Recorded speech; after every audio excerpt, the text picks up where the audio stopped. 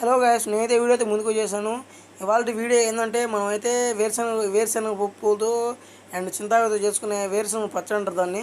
అదైతే మనమైతే మా తాతల కాలం అయితే, మా అవ్వల కాలం అయితే అది బాగా చేసుకునేవాళ్ళు. ఇప్పటి కాలం అయితే అది చేసుకోవడం మానేశారు. ఎందుకంటే చింతా చెట్టు కాడ వేసి చింతా కోసుకొని ఆ విధంగా అంత కష్టం ఎందుకని అన్నీ మానేశారు. ఏంటంటే మనమైతే అది ఆ జ్ఞాపకాల కోసం మళ్ళీ అయితే ఇప్పుడు వీడియోతో వచ్చేసాను. ఇప్పుడైతే మనమైతే ఐటమ్స్ కోసం ఇంగ్రీడియంట్స్ ఏంటంటే వేరుశనగపప్పులు అండ్ చింతాకు అండ్ పచ్చిమిరపకాయలు అండ్ సంథింగ్ సమ్ సమ్ మామూలుగా కొన్ని తీసుకోవాలి.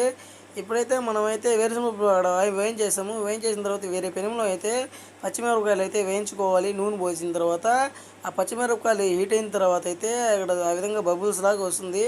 అది వచ్చేసిన తర్వాత అయితే మనమైతే కొంచెంసేపు అలా కలిపెట్టుకున్న తర్వాత పచ్చిమిరపకాయలని ఆ విధంగా బబుల్స్ అయితే వస్తుంది. ఆ బబుల్స్ వచ్చేసిన తర్వాత అయితే మనమైతే వాటిలో ఆనియన్స్ అండ్ టమాటోస్ అయితే కట్ చేసుకున్నట్టు అయితే దాంట్లో వేసేసి మనమైతే బాగా కలిపెట్టేసుకోవాలి. ఇప్పుడైతే మనమైతే ఆనియన్స్ అయితే వేసేసాను. ఆనియన్స్ వేసిన తర్వాత అయితే మనమైతే టమాటోస్ అయితే వేసుకోవాలి. మనం హై ఫ్లేమ్లో పెట్టుకుంటే కొంచెం తొందరగా అయిపోతుంది. ఇప్పుడైతే హై ఫ్లేమ్లో పెట్టుకొనేసి మనమైతే తీసుకున్న టమాటోస్ ఆనియన్స్ వేసిన తర్వాత అవి మూడింటిని బాగా మిక్స్ చేసుకున్న తర్వాత చింతా దగ్గర రావాలి. చింతాకులో వాటర్ పోసేసిన తర్వాత ఒక 5 or 6 minutes అలా ఉంచిన తర్వాత హై ఫ్లేమ్లో ఆ విధంగా చింతాకైతే బాగా ఏగుతుంది. తర్వాత అయితే మనం ఇప్పుడు ఈ సెకండ్ పెనంకి వచ్చిన తర్వాత అయితే ఇవైతే మనమైతే బాగా కలిపెట్టేసుకున్న తర్వాత ఇవి కూడా రెడీ అవుతాయి. రెడీ అయిన తర్వాత చింతాకు దగ్గరికి అయితే పోవాలి. ఆ చింతాకు ఉడికిందో లేదో చూసుకోవాలి. బాగా ఉడికితే అయితే మనమైతే దాని అయితే దించేసుకోవాలి. ఆ చింతాకు కూడా చూడండి ఆ కలర్ ఎల్లో కలర్లోకి వచ్చింది. అది కూడా బాగా వేగినట్టే. ఇప్పుడైతే మనమైతే వేరుశనగపప్పులు తీసుకున్నాం కదా, ఆ వేరుశనగపప్పులను అయితే మనం బాగా రోల్లో అయితే చూస్తున్నారు కదా, అది మా పాతకాలం రోలు, ఒక 50 సంవత్సరాల రోలు ఇది. దాంట్లో అయితే మనం దంచుకుంటున్నాం చూడండి. ఇప్పుడైతే దంచేసిన తర్వాత అయితే మనం పచ్చిమిరపకాయలు వేయించుకున్నాం కదా, అవన్నీ విడి చేసి అయితే ఫస్ట్ పచ్చిమిరపకాయలు అయితే వేసుకోవాలి.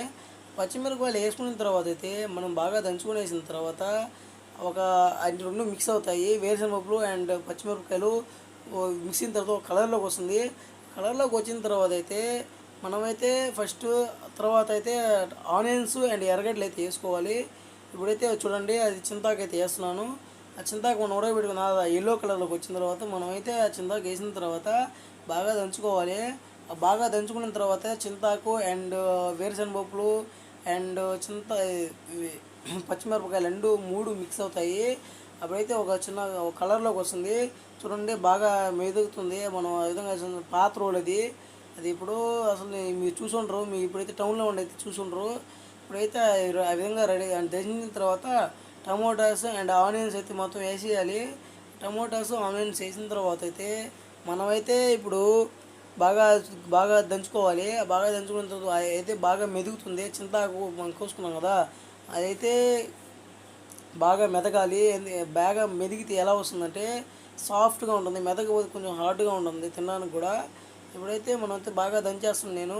దంచేసిన తర్వాత అది ఒకైతే కలర్లోకి వస్తుంది. ఆ కలర్లోకి వచ్చిన తర్వాత అయితే మనమైతే ఒక గిన్నె అయితే తీసుకోవాలి. ఆ గిన్నెని తీసుకున్న తర్వాత గిన్నెలో కొంచెం వాటర్ పోసుకొని ఆ గిన్నెలోకి అయితే మనం దంచుకున్న దాన్ని అయితే వేసాలి.